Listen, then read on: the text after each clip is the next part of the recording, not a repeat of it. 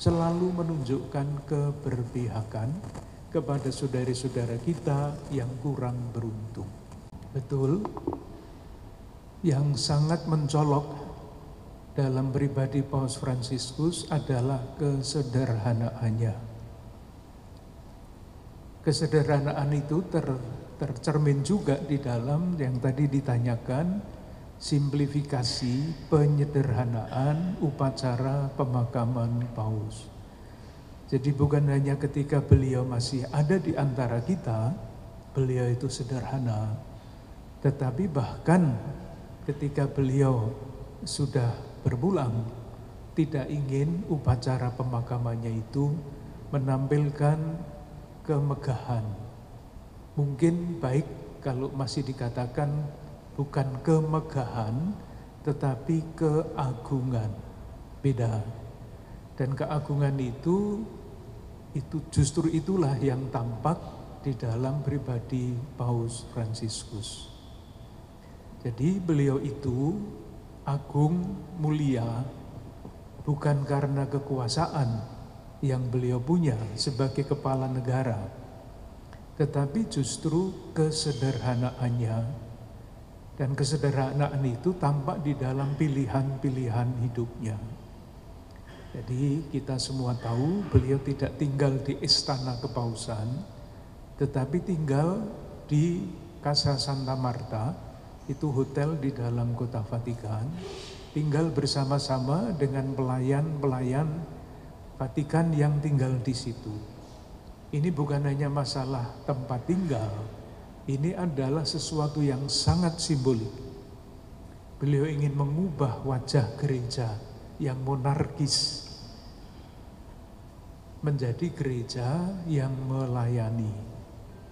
Dan itulah yang sungguh-sungguh menarik, karena di zaman sekarang ketika orang berlomba-lomba, bersaing, bahkan berlomba-lomba untuk mencari kekuasaan, beliau justru sebaliknya ingin menunjukkan bahwa jabatan itu bukan untuk diduduki, tetapi untuk dipangku. Beda ya, menduduki jabatan dan memangku jabatan.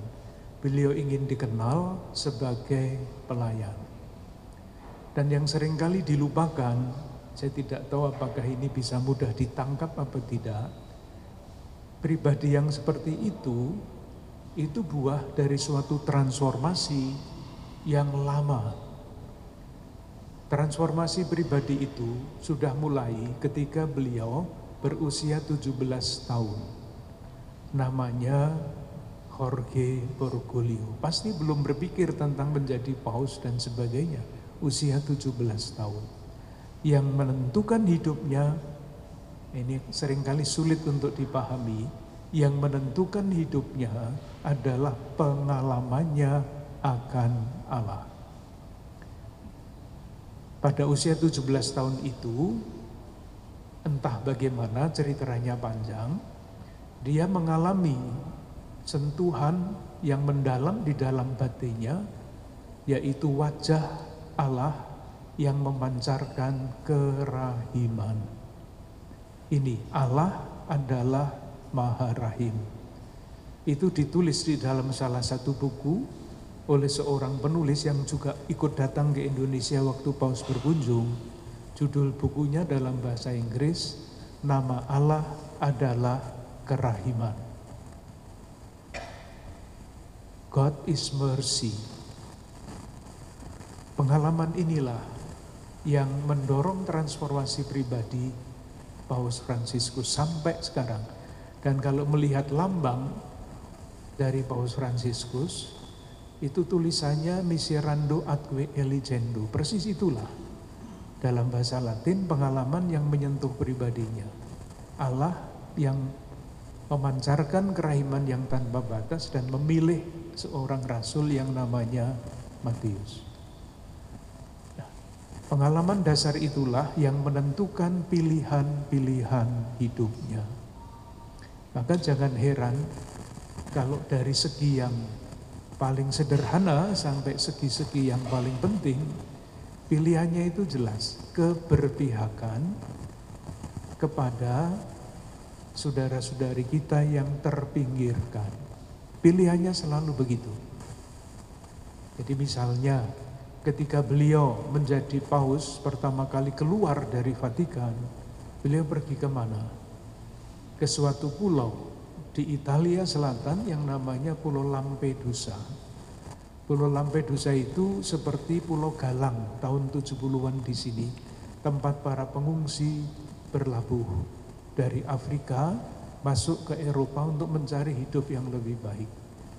Tidak semua pengungsi bisa mendarat di Pulau Lampedusa itu. Banyak yang tenggelam di laut. Maka pada waktu pergi ke sana, itu sudah pilihan keberpihakan.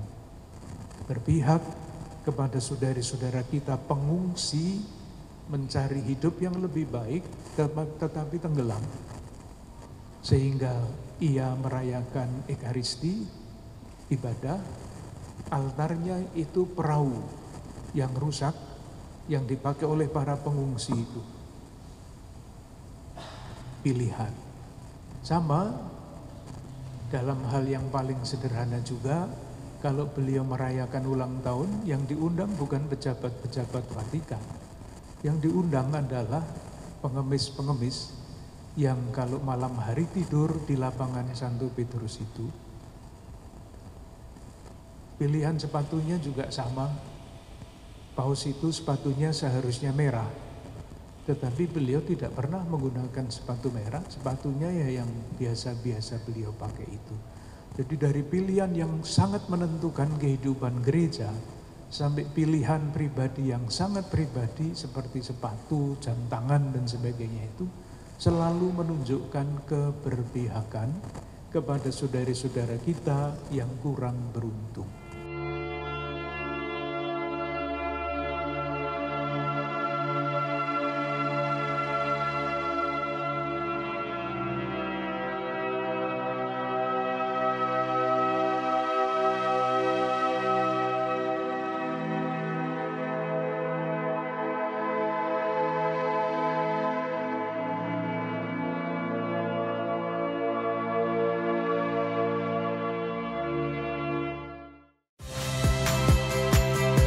Saya Magister Tarigan.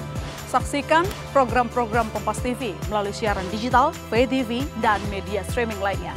Kompas TV, independen, terpercaya.